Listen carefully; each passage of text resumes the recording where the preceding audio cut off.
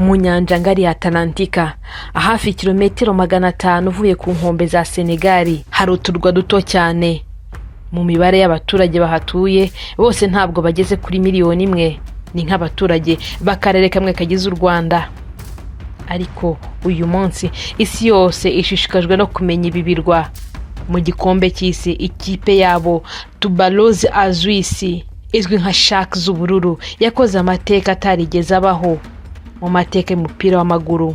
Nta muntu n'umwe abitekerezaga cyangwa se ngo abyizere. Mu cyiciro cy'amatsinda Cape Verde yaguye miswi na Espagne inganya na Uruguay ibitego 2-2. Maze kuri wa gatanu tariki ya 26 ishyiraho iherezo inganya na Arabia Saudite ubusa ku busa. Badatsinzwe umukino n'umwe, ubu bamaze kwinjira mu itsinda ry'amakipe 32 aho bagiye guhura n'igihangange Lionel Messi. Ni umukinnyi w'ikipe ya Argentine. Biratangaje. Ese iki gihugu cyaje gute? Iki kirwa gitandukaniye n'ibindi bihugu bya Afurika? Ibi nibyo ngiye kukubwira muri documentaire. Kora subscribe kuri Rwanda Live kugira ngo uyumve neza intsinzi y'uyu munsi. Ugomba gusubira inyuma mu kinyejana cya 15 mbere y'uko abanyaportugal bahagera mu mwaka w'1460. Ibi birwa 10 byari bituyemo inyoni n'imiyaga gusa, nta muntu n'umwe wari uhatuye. Abakoloni ba Portugal bahagize ihuriro rikomeye ry'ubucuruzi bw'abacakara bavanwaga muri Afurika y'Uburengerazuba babajyana muri Amerika. Aha ni wasigaye hitwa Cape Verde cyangwa Cabo Verde. Mu myaka magana amaraso y'abanyafurika n'abanyapolitike yarivanze. Bari mu bwoko n'umuco bishya byitwa Creole. Cape Verde iki nicyo gihugu cya mbere mu bihugu biri hafi ya Equateur cyagize umuryango w'abantu bavanze batyo, abanyafurika ndetse n'abanyaburayi nabo muri Amerika y'Epfo.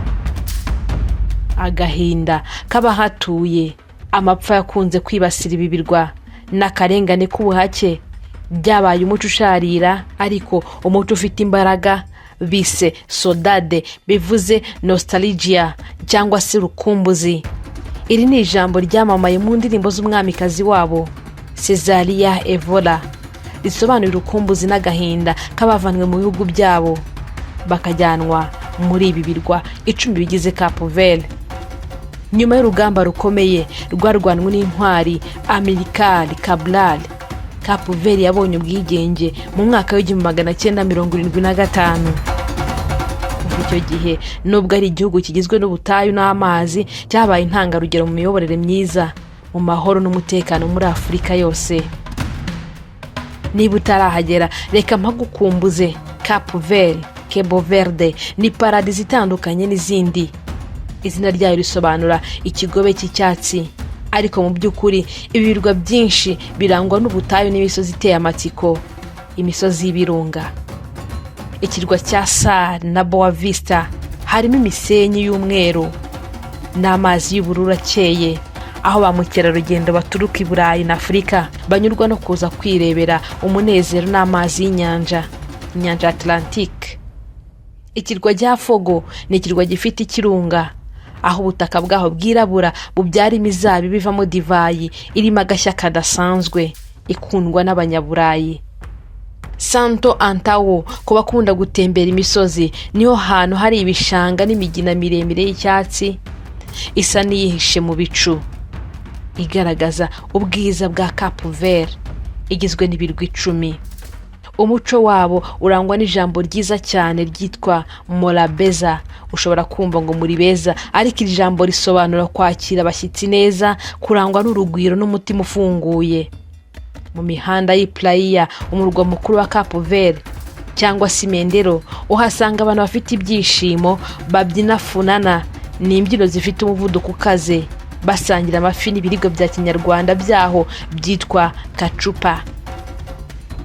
Reka tugaruke mu gikombe cy'isi. Mbere y'uko ikipe ya Cape Verde ikatisha tike y'amateka yo kujya mu gikombe cy'isi muri uyu mwaka, yanyuze mu rugamba rukomeye mu cyiciro cy'amajonjora muri Afurika, CAF Qualifiers. Cape Verde yari mu itsinda rya D, ryari rikomeye cyane ririmo ibihangange nka Cameroon. Ikipe ya Afurika ariko yagiye mu bikombe by'isi 8 hari harimo Angola, Libya, Eswatini ndetse na Mauritius. Muri iyo mikino 10 y'amajonjora, Cape Verde ifashijwe n'umuzamu wayo Josimar Dias uzwi nka Vozinha yerekanye ishyaka n'ubwugarizi bukomeye cyane, begukana intsinzi mu mikino 7, banganya 2, batsindwa umukino umwe gusa mu mikino 10 bakinnye. Umwihariko wabo ukomeye nuko mu mikino 5 yose bakiniye mu rugo Praia mu murwa mukuru wa Cape Verde bayitsinze yose, nta gitego na kimwe bigeze binjizwa. Byakomeye ubwo batsindaga ikipe nka Cameroon igitego 1-0. Ikipe yari isanzwe izwi nk'ikomeye, itike ntakuka ibinjiza mu gikombe cy'isi bayikura mu murwa mukuru wabo Praia kuri Estadio Nacional. Mu mukino wa nyuma wa Cape Verde yakubise Eswatini ibitego 3. Nyuma y'uwo mukino wa Cape Verde yahise iyobora itsinda rya D n'amanota 23, isiga Cameroon yari ya kabiri, iyisiga ifite amanota 19 gusa. Ese bishoboka gute kugira ngo igihugu gito gihagarara imbere y'ibihugu bikomeye nka Espagne na Uruguay zifite ibikombe by'isi zikabura aho zimenera? Inkomoko y'iri banga ihishe mu baturage bayo batuye hanze y'igihugu muri diaspora, kubera amapfa n'ubukungu bw'igihe cyashize. Abanyakapu Verde benshi batuye hanze y'igihugu kurenza ababa mu rugo. Hari abarenga 600,000 batuye muri Amerika, Portugal n'Ubufaransa. Umutoza wabo Bubista yagize igitekerezo cy'igitangaza, akusanya abana b'abanyamahanga bafite inkomoko n'amaraso ya Cape Verde bakina mu makipe atandukanye y'i Burayi, abo bakaba umutima umwe gukunda igihugu. Mu gushaka iyi ntsinzi, umunyezamu wabo w'inararibonye Vozinha y'imyaka 40 yabaye urukuta rutariduka. Bamyugariro nka Logan Costa ukina muri Villarreal, Steven Moreira hamwe n'abasatirizi nka Dailo Livramento berekanye ishyaka ridasanzwe mu kibuga. Kuwa gatanu tariki ya 3 Nyakanga ku kibuga cy'imikino cy'i Miami Hard Rock Stadium, amaso yose azaba ari muri uyu mukino. Shake z'ubururu za Cape Verde zizaba zihanganye na Argentina mu mukino wa round ya 32. Naho umukino ko wazagenda kose, Cape Verde yo yamaze gutsinda igikombe gikomeye. Yerekanye ko umupira w'amaguru, umubare w'abaturage cyangwa ubwiza bw'ubukungu atari byo bikora intsinzi. Ishyaka, umuco wa morabeza no kwizera nibyo byambitse itsinda rito ikamba ryo gukundwa n'isi yose. Iki nicyo gihugu cya Cape Verde, ikirwa gito ariko gifite umutima n'indoto bigera mu bicu. Josimar José Evora Dias, uyu nguyu azwi nka Vozinha, yamamaye mu gikombe cy'isi 2026 nk'umunyezamu ukomeye mu mateka y'umupira w'amaguru mu gihugu cya Cape Verde. Yabaye igishushanyo cy'insinzi n'icyizere ku isi yose kubera udushya n'ibihembo akomeje gukura mu gikombe cy'isi. Yavutse tariki ya 3 Kamena mu 1986, kuri ubu afite imyaka 40. Yavukiye mu mujyi wa Mindelo, ni mu kirwa cya São Vicente, ni muri Cape Verde. Ise yashatse kumwita Valdano abikuye ku mukinnyi rurangiranwa wa Argentine Jorge Valdano, ariko ubuyobozi bwa Cape Verde burabyanga, bituma amwita Josimar abikuye ku mukinnyi w'umunyabrazil wari mu gikombe cy'isi mu 1986 ubwo Josimar yavukaga. Izina rya Vozinha iryo ni ijambo riri mu Giportugal risobanura amajwi cyangwa se ijwi ry'abasekuruza. Ni izina yahawe kuko atigeze abana n'ababyeyi we bitewe n'uko se yari umusirikare, naho nyina akagira akazi kenshi. Yarezwe na basekuru ndetse na nyirakuru. Kuva icyo gihe nigeze ashaka ko bakoresha izina rye rya Josimar mu mupira, ahubwo ahitamo kwitwa Vozinha. Yatangiye akina mu makipe y'iwabo nka Batuque, CAC Mindelense, imwe mu makipe akomeye muri Cape Verde. Yakiniye amakipe nka Progresso do Sambinzanga ni muri Angola, Zimburuchisino Giri Vicente yo muri Portugal, ndetse amara imyaka 5 muri AL Limassol yo muri Chipre, aho yatwara igikombe cy'igihugu cyabo cya Cyprus Cup mu 2019. Nyuma yo gukina imyaka 2 muri GD Chaves mu cyiciro cya kabiri muri Portugal, yakinnye imikino 19 mu mwaka wa 2025-2026. Ariko tariki ya 27 ni ku munsi w'ejo byatangajwe ko kontra yari afite muri ikipe ya Portugal yarangiye. Kuri ubu ari mu gikombe cy'isi nta kipe afite, ariko amakipe menshi arimo ayo muri Brazil arimo kumurwanira.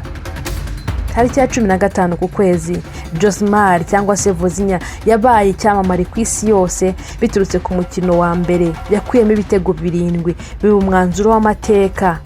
Cape Verde inganya na Espagne ubusa ku busa, ahita umukinnyi w'umukino man of the match. Ariko byaje kuba agahigo k'ikinyejana nyuma yo kunganya na Arabia Saudite ubusa ku busa. Vozinha yabaye umuzamu wa gatatu gusa mu mateka y'isi ukoze clean sheet imikino itagira igitego, imikino irenga 3 ku myaka 40. Yaje gukundwa ku mbuga nkoranyambaga kuko mbere y'igikombe cy'isi yari afite followers 50,000 kuri Instagram, ariko ubu ngubu amaze kugira hafi 17,000,000 z'abamukurikira kuri Instagram. Ntabwo yatangiye akiri umupira w'amaguru ameze nk'uwizera kuzamubeshaho kuko yakuriye mu muryango uciriritse, ngo azitiwe cyane nuko amakipe yo muri Cape Verde yari ayabakinnyi batabigize umwuga kandi ngo yagombaga gushaka akazi kamwinjiriza amafaranga kugira ngo abashe gufasha umuryango. Mbere yo kwitangaza amakuru rimwamamaza, Vozinha yakoraga akazi k'ubwubatsi ndetse yakoze n'akazi ko kuyobora no guparika imizigo. Ibi byamusabaga kubyuka kare akajya gukora akazi k'ubwubatsi ndetse no guparika imizigo, yabisoza akabona kujya kwidagadura mu kibuga cy'imisenyi. Yabigize umwuga ku myaka 26 ubwo hamagarwaga bwa mbere mu ikipe y'igihugu hari mu 2012, akaza kubona amakipe amufata mu mahanga. Vozinha ni umugabo ukunda kugira ubuzima bwite bw'umuryango we bwihishe kure y'itangazamakuru, ariko ibizwi nuko afite umugore bamaranye imyaka myinshi, umugore uturuka muri Cape Verde nawe ariko bakaba batuye muri Portugal. Afite abana barimo n'umuhungu ukunda kugaragara rimwe na rimwe mu mafoto y'insinzi mu makipe. Igihe Vozinha agiye gukina, umuryango we wose kuri ubu utuye muri Portugal aho bafite urugo, ariko bakunze gusura ibirwa by'iwabo bya Cape Verde mu gihe cy'ibiruhuko. Twagarukaga ku ikipe ya Cape Verde, ikipe yubatse amateka mu gikombe cy'isi 2026. Kora subscribe kuri Rwanda Live.